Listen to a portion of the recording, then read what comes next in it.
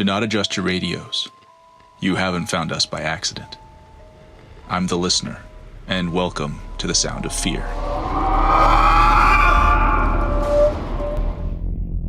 Our first tale is from a sleazy truck driver who finds himself in the belly of the beast. Piece of advice: women love the bad boy drifter. They can't resist me, and I've changed many a dutiful wife's vows.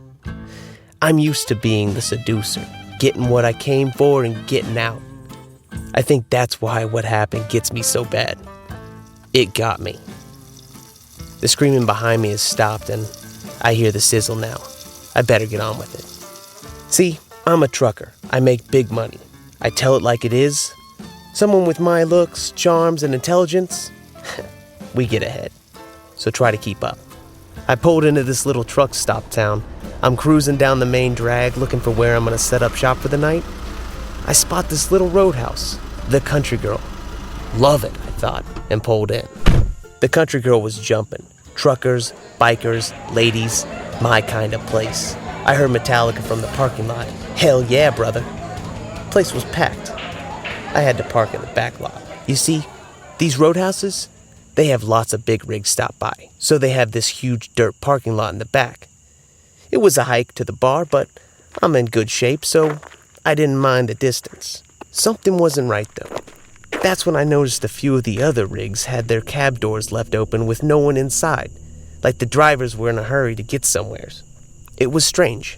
All the rigs were circled around this one old gray Peterbilt, like it was the king of the trucks. The only spot I could find was right behind King Peterbilt's trailer. I parked my rig's nose facing the King's rear loading doors, right up its butt. That's when I noticed a few of the other rigs had their cab doors left open with no one inside, like the drivers were in a hurry to get somewheres. I took a peek inside. There was nothing worth taking. So I walked by this old King Peterbilt, the name Boneless Bill painted on the driver's side door, like that's the guy's CB handle. I hear this quiet, slow sizzle, like bacon on a griddle. Then I heard a scream, or at least I thought I did.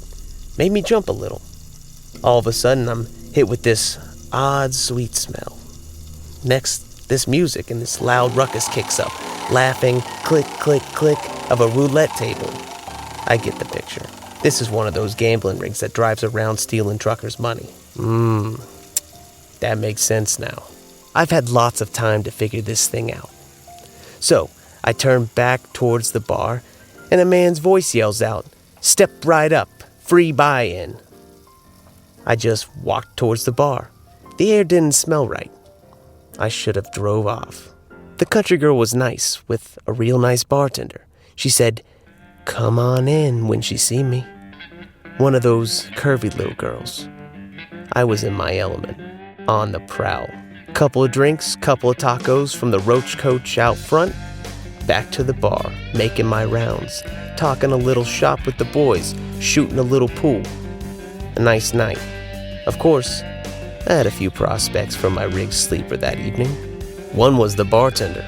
Now, I know what you're thinking. She's the bartender. She's just trying to get a tip. But with me, it's different. I think her name was Crystal or Amber or Ruby or something like that. She was into me, though. We talked it up, and I invited her to my cab for a nightcap. She was tired and had a headache. You know, she'd been working all day. I get it. By then, the other tail had left, so I headed back to my sleeper solo. I need alone time anyway. You know, gather my thoughts. The front lot was real empty by now. Taco trucks closed.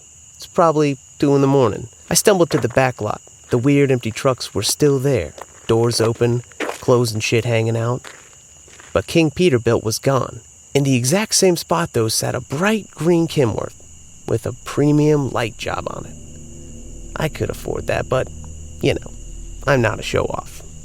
Yeah. Anyway, it's not the same truck, and as I'm walking by, I hear an old man's voice say, "Cheap parts." "What?" I asked. "Cheap parts," he said again. He sounded like he was talking from the cab. The driver's side window was rolled down, but I couldn't see anyone inside. "Nah, I'm good," I said, and I walked back to my rig. Now, remember how my cab was facing the King's trailer door? Well, it was facing this new truck's doors too. The loading door was open and I could see a light coming from the back. There was something going on inside. I could smell that weird smell again. My curiosity got the better of me. I walked past the open roller door and take a peek inside the trailer, and I swear I see a bunch of dudes standing still like they were tied up, staring at me. Some were strapped to the ceiling, hanging down like meat from a hook in a reefer trailer. I blinked my eyes, and the bodies vanished. I was staring at hanging truck parts. Too many tequilas, I thought. I heard cheap parts one last time before I got into my rig. I was too tired for some part hawker, and I climbed into my sleeper and bedded down. The moment I closed my eyes, a light shined through my eyelids. I get up. There's this bright light shining from the trailer's loading doors, and I can see a figure of a woman, a short, curvy woman. "Come on in," she says. The bartender. My first thought was, I knew it. That little lady liked me. Just playing hard to get. Sometimes it's that way.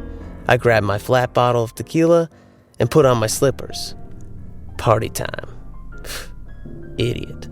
When I hopped out, I noticed it was a different truck, which made sense at the time. Why would my country girl bartender be in the back of a rig selling parts? But if I'd been thinking with my big head, I might have considered the fact that I never heard the Kenworth leave and the new one pull up. Did you figure it out yet? This one looked like there was a bar inside. Strange, I thought. Maybe it's a party wagon deal. Shit, you'd have fallen for it. Now, I will say I had this gnawing feeling that something was wrong.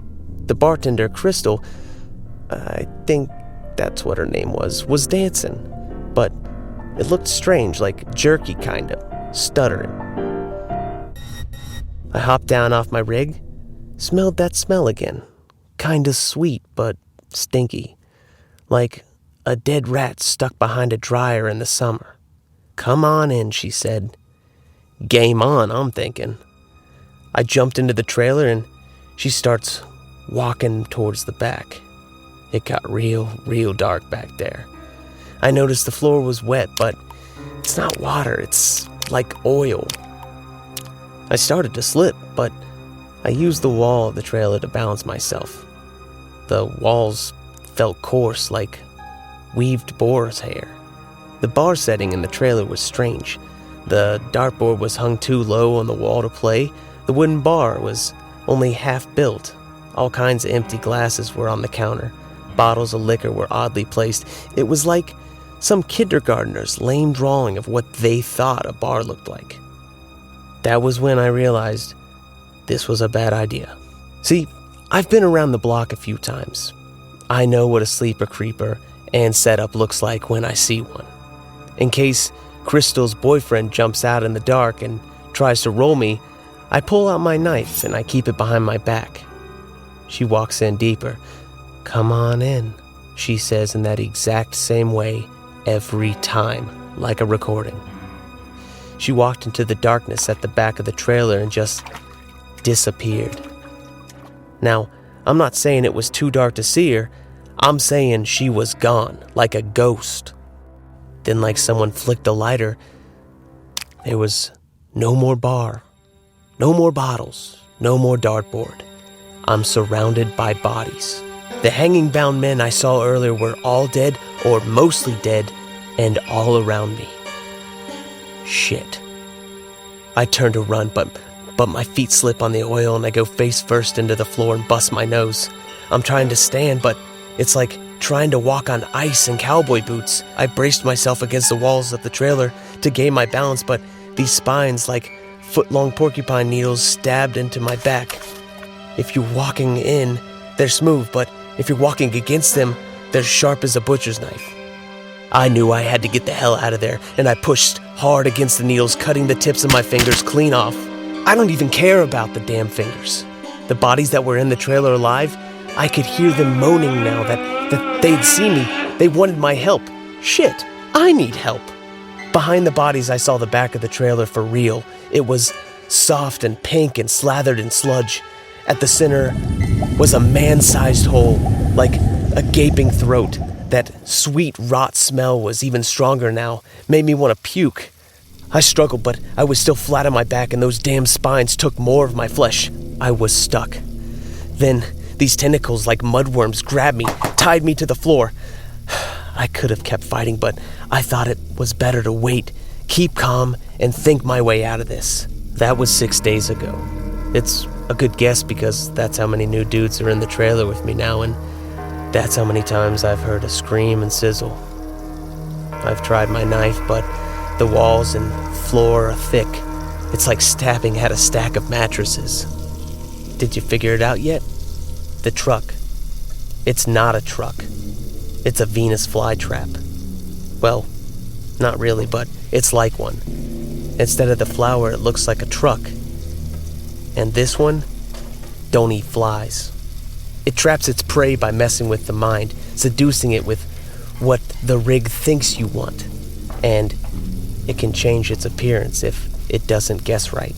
See, those dudes that were tied up were waiting in line to be digested.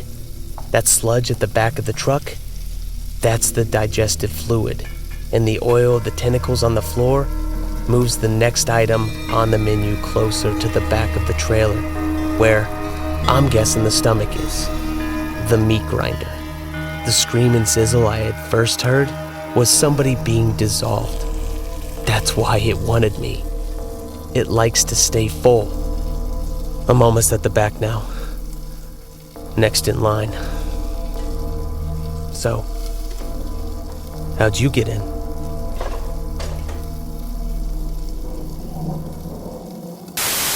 Our next driver goes by the CB handle Spilled Milk. She's about to cry for the horrible act she is forced to commit. I was curious about people, places, and things. Once, though, my curiosity almost got me killed. Lucky this kitty has 9 lives. One downside to being a trucker is it gets lonely out on the road.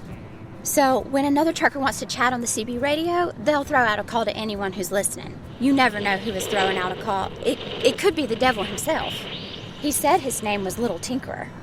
I was immediately intrigued. I love talking shop, and I had my daddy's friendly disposition, so I called back. Little Tinkerer, this is Spilt Milk. He replied with, "How you doing this evening?" He sounded old and fragile, sweet even. He knew who I was. I was flattered. I knew my rig had a little notoriety, but I never expected a total stranger to know who I was. Still, through my pride, I could feel something pulling at the back of my brain, telling me something was wrong. Well, we got to talking, and he knew a lot about customizing, fabricating, electrical. My drive was flying by. I must say I was enjoying myself. Ignorance is bliss. "I gotta show you something, Milk. You'll love it. Let's meet up and I'll show you my tinker box," he said. I'm friendly, but I am not stupid. I know it's dangerous for women, hell, anyone on the road. Miles of secluded highway and rest stops like graveyards. We've all heard the horror stories. But he was nice, sweet even. His voice conjured up images of a little old grandpa who tinkers to pass the time between his grandkid visits. I was dead wrong. Like I said, I'm not stupid. I told him I wanted to meet someplace public. I know a place we could meet, a strip mall. I wouldn't want to meet a stranger in the middle of nowhere either, he said. This eased my worries, and I fired up my rig and headed out. I pulled up to the strip mall. It was just off the highway. Tiny Tinkerer was already there. The parking lot was empty, but I figured it was early for shopping. Besides, it was right off the highway, and there were lots of cars driving by. His rig was all flat black, a very unassuming kind of truck we all have passed on the highway and not given a second thought to. I hopped out of my rig and knocked on the door. No one answered. Then in the reflection of the door panel, I could see a giant looming over me. "Spilt milk?" he said. I turned around and there was this 30-something giant standing over me. He had a huge head and hands like baseball mitts. His voice didn't sound like a sweet grandpa anymore. It was sharper, quicker. I tried to hide my shock. What did I just get myself into? He reached out to shake my hand. I hoped he didn't notice how clammy mine was. We talked a bit, but things seemed different now. He seemed a little strange, like he was trying to hide something, but the mask was slowly slipping off. I just wanted to get the hell out of there. Do you want to see it? My tinkerbox? He eventually asked. No, my brain shouted, but I don't know. I didn't want to seem rude or judgmental, and he just kept pushing. Oh, come on, it's so cool. You've never seen anything like it. You're going to love it. Then he sounded wounded. Do I scare you? He asked. This giant looked like a hurt bunny rabbit. I scare everyone. That's why I'm alone. I'm sorry, he said. I bought it all, hook, line, and sinker. I said, sure. I saw him smile for the first time. He opened the door, and it was pitch black inside. Too black for the middle of the day. His hurt demeanor turned off like a light switch. Climb on in, he said. It's back in the sleeper. As I climbed in, I could see a control panel right by the driver's side door he was standing beside. The cab was a black void. It smelled moldy in there. It was warm. He clicked on the dome light. The sleeper was immaculate. I'd never seen a sleeper so clean. Mine wasn't even this clean. New crisp sheets, everything perfectly folded, bedding immaculately tucked. But there were no personal touches. It felt like a hospital or a morgue. Lay in the bed, he said. No way, I thought. I can't hurt you. I'm out here, Tinkerer reminded me. No, I really gotta get going. I got a delivery, I replied, trying to mask my terror. Lay in the damn bed, he commanded. What the hell did you get yourself into, Milk? I thought. I was scared now, and you can't think right when you're scared. I laid on the bed. I heard a click and the bed vibrated. I screamed. Ha ha ha, little Tinkerer laughed. You need to relax. It's a massage bed. Helps me sleep. Then another click. He was pushing the buttons on the control panel. The bed suddenly folded inwards like walking through saloon doors. I fell about a foot and hit a metal floor. I cried out and he laughed hysterically. Got you, he said. That's my trap door. This cab is a lot bigger than it looks. I was scared and angry now. I jumped off the bed and headed to the passenger door to climb out, but there was no handle. The door was welded shut. Oh, if you want to get out, you have to come this way, he said. His massive body blocked the entire driver's side door. Something was very wrong. I looked through the windshield, but there was no one. Is this an abandoned strip mall? I thought. I went to honk the horn, but the horn was disconnected. It was as quiet as the parking lot. You lied. I do scare you. You're just like everyone else. But I like you. Here, push this button. He grabbed my shaking hand and guided my finger to a red button on the control panel. I'll let you out, promise. Just press this little button right here. I was sitting in the driver's chair, legs hanging off the side, aimed directly at his sternum. I could have kicked him. Maybe it would have stunned him long enough for me to run and get help. Or maybe I'd still be in that truck. Maybe I'd be in the tinkerbox. He held my finger just over the button. Push it, he said. Just push it and go. Every fiber of my being said don't. I pushed it. He laughed a little, smirked. Wow, he said. That metal box you busted your butt on was the lid of my tinkerbox. My tinkerbox, once it's closed, stays closed till you press that button you just did and it does what it's built to do. You hear that? He asked. I shook my head, no holding back tears. That's right, you can't hear shit. There's a 1-ton hydraulic press in there, and the button you press makes it go all the way down, squishing anything in its way into jelly. But it's so well insulated, someone inside could be screaming till their lungs exploded, and you wouldn't hear a damn thing. The hair on the back of my neck tingled. I was shaking. Tears were streaming down my face. But don't worry, he said. It's empty. What do you think, I'm crazy? He backed out of the door, and I sprang out of the driver's seat. I ran back to my rig. That's when I heard him yell from across the parking lot. Watch the mess, he warned with a wink. I looked down at my boots and found the stickiest red hydraulic fluid I'd ever seen. I followed my footprints back to a large red pool under the cab of his truck. I kept asking myself, hydraulic fluid is red, right? Tinkerer was already in his rig. He gave me a smile, and as he drove away, his last words were, my tinkerbox leaks.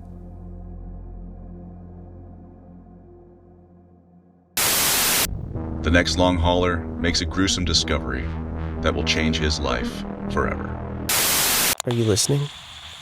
This is quiet, please. That's my radio handle. This happened a couple years ago, and I can only now talk about it. This is the second time in my life I've ever felt the need to share a story with a stranger. This story is about the first. See, I never really fit in, wasn't much good at school, and couldn't play any sports. Most of the time I spent by myself.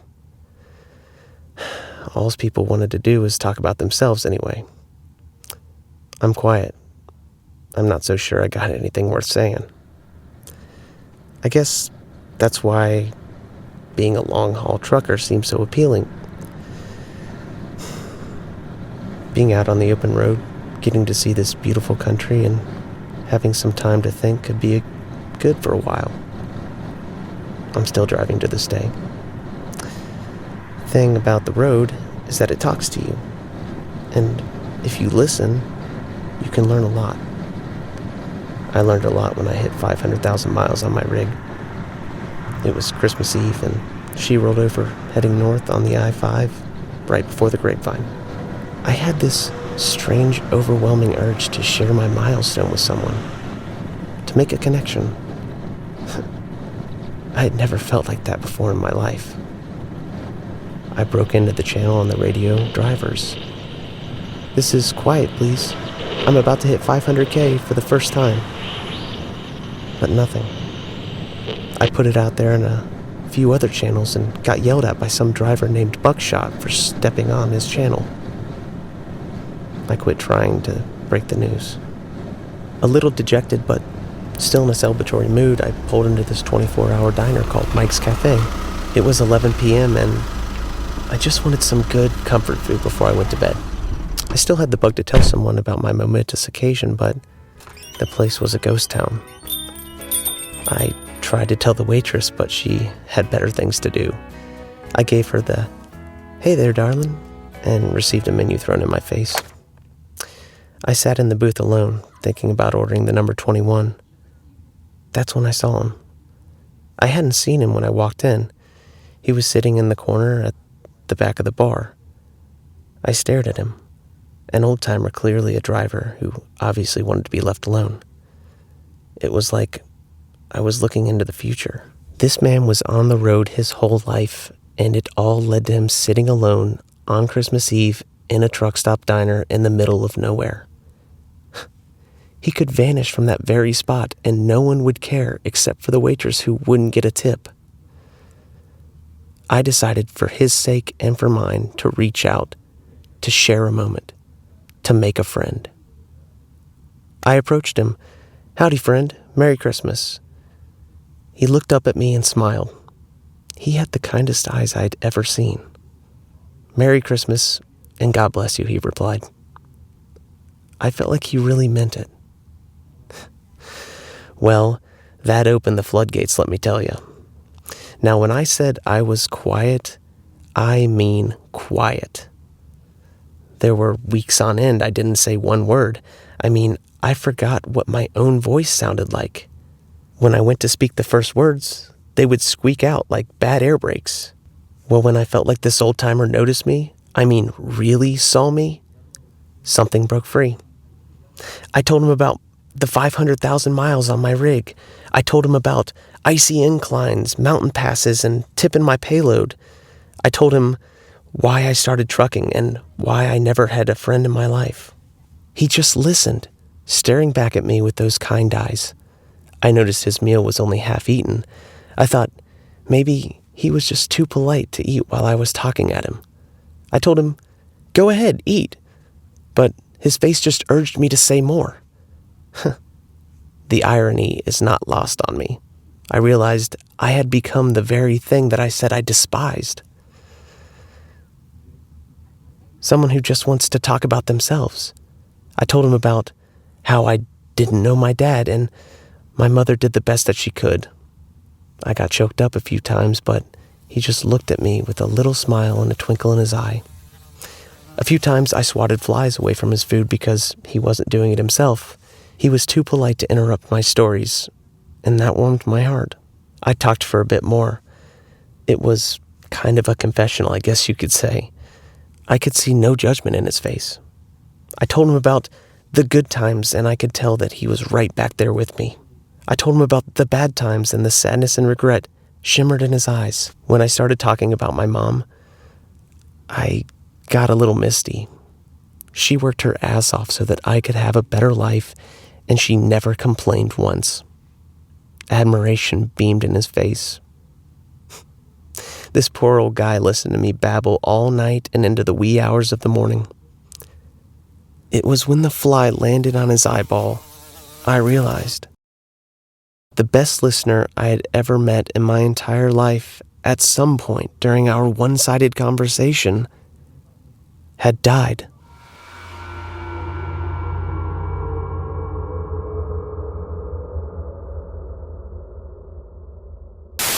Our next tale comes from a truck stop waitress who has the worst customer you can ever imagine. There is a moment before you are murdered where you give yourself over to your killer. Your brain is out of ideas. Your body is out of strength, out of the will to fight, and you know it's going to happen. And you let them take you. I just started working at a truck stop diner. I was paying my way through nursing school by working nights. We get all kinds of characters in there. So this one night we were starting to close down as usual around midnight.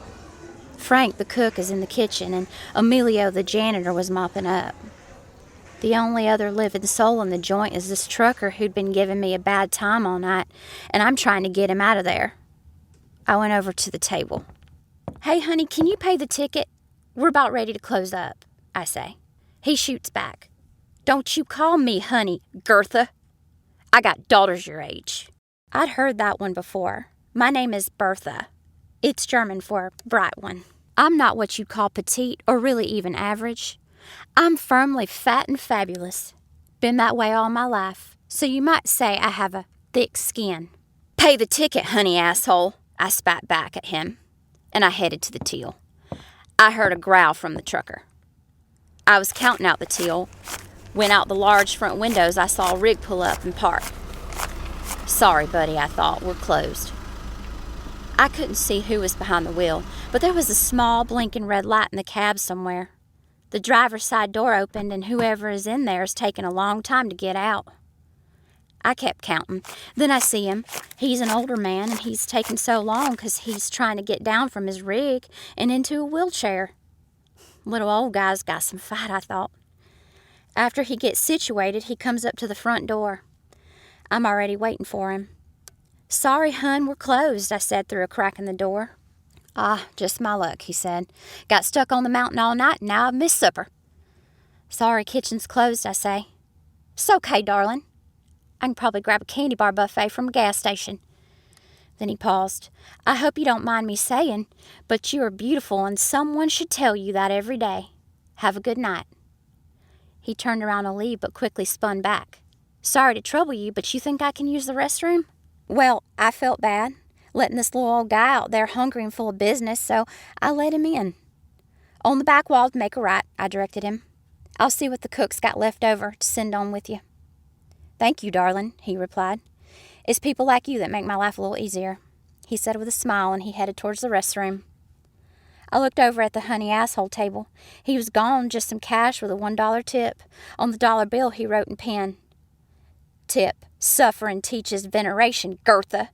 He must have took off through the side door. I didn't see him leave. I took the money and went back to the till. Then Emilio walked by and said, "I finished up, but I can hang out till you leave in case that asshole comes back." I looked out the window. There are 2 rigs in the parking lot. One has that weird blinking red light, and the other one must be honey assholes. "That's okay, Emilio," I said. "Frank's still here. If the truck's still there, I'll have him walk me out."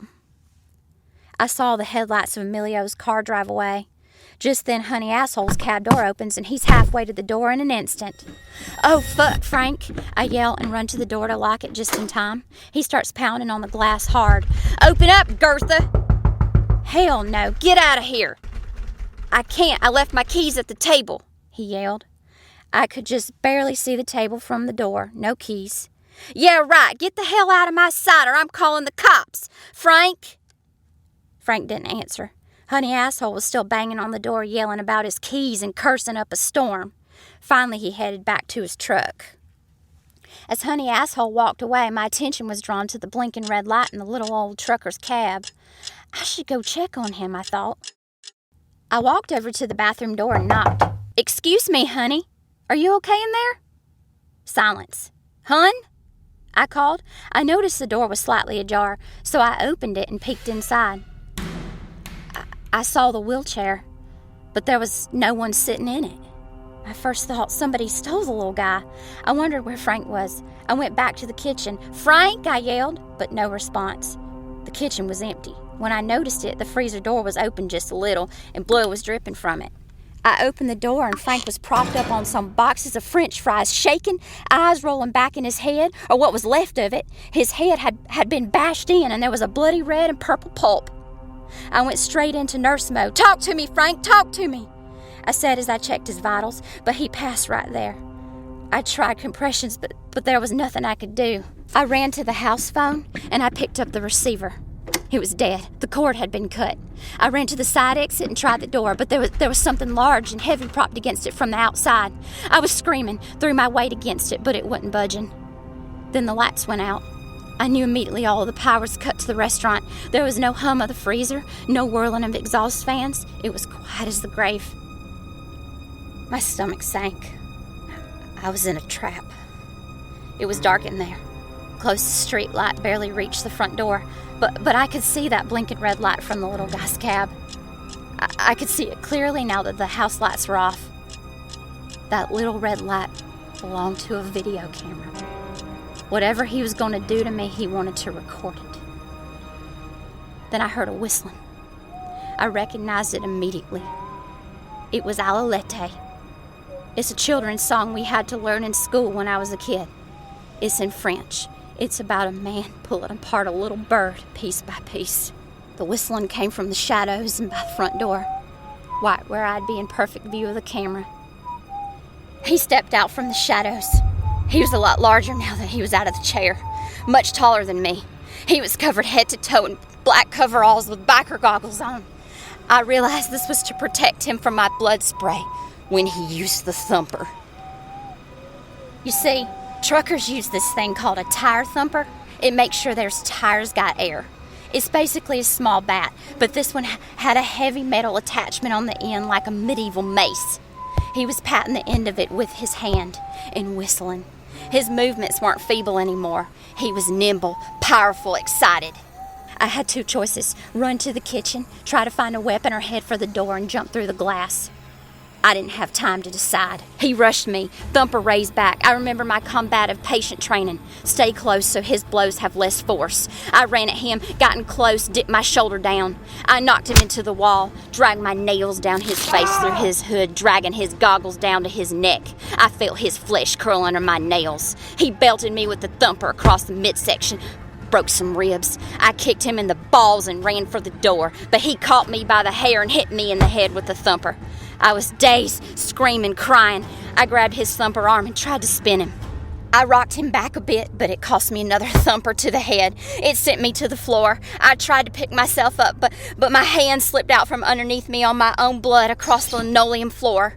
I guess I got him better than I thought, because I realized I knocked him over a booth. Out of the corner of my eye, I saw him stand up. I stared down at my reflection in a pool of my own blood, thinking, this is how I'm gonna die.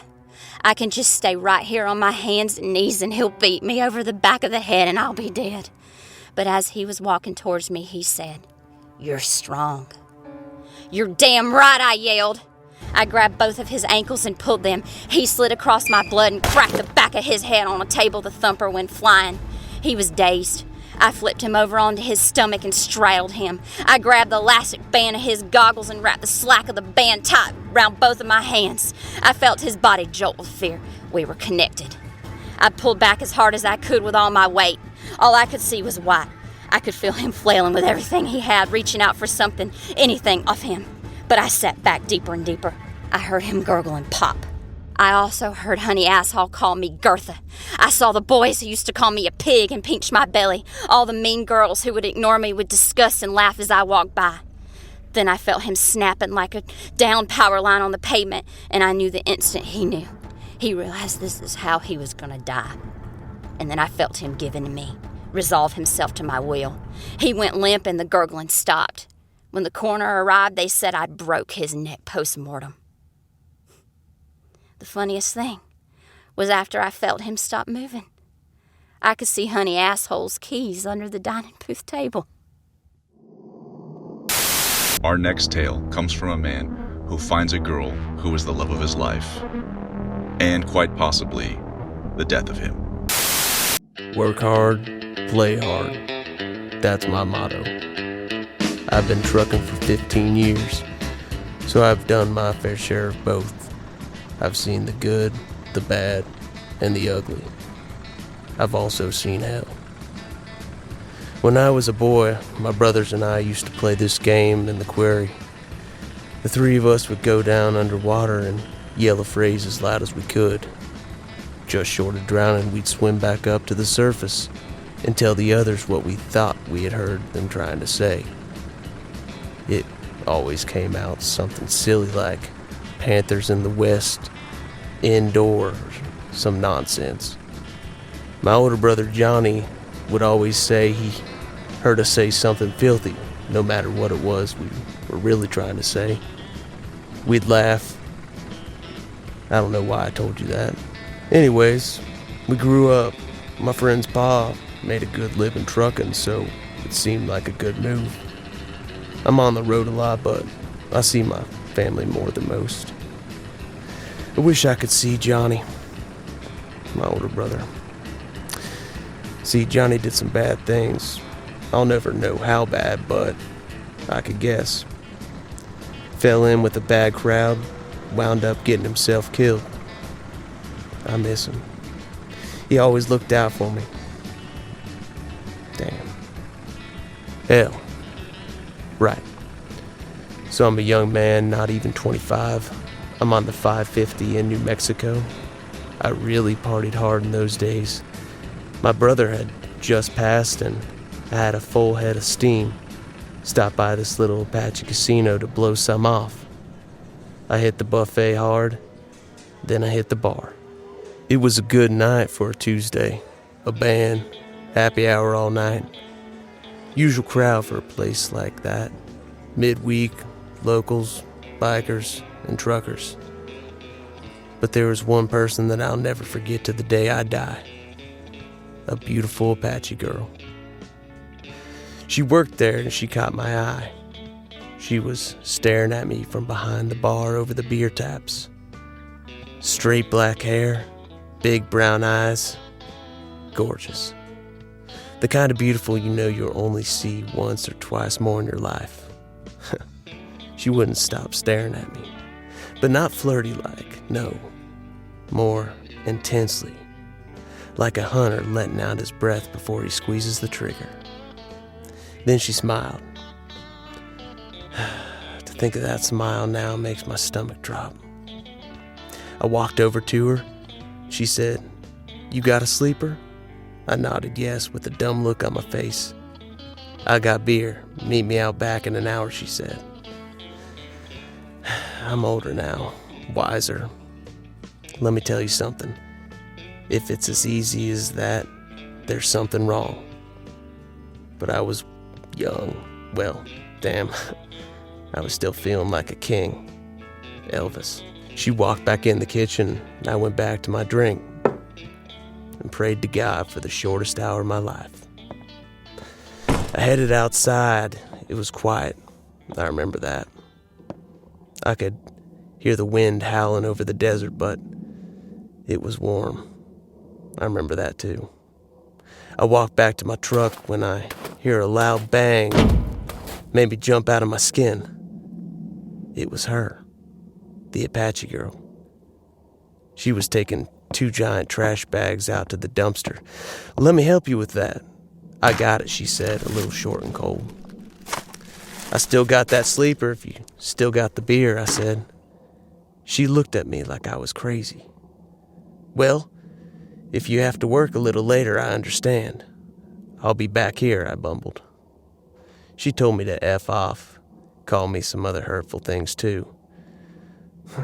Strangest thing was, I could tell she had no idea who I was. "It's me from the bar," I tried to remind her. Forget partying, I just didn't want her to think that I was crazy. "Look, I've been working the back all night, and I've never seen you. Go sleep it off," she says. Well, needless to say, I was shook and a little embarrassed. I mean, how could I have made such a mistake? But it wasn't a mistake. There ain't two girls that pretty in a place like that. I went back to my sleeper and got ready for the night, a little disappointed with how things went. Even in the cozy familiarity of my truck, I was anxious. Couldn't say why. Kept looking out my window to ease my tension. All I could see was the desert by the moonlight and the glow of the city far off. Only a couple rigs in the back lot, but they were ways off. I was alone.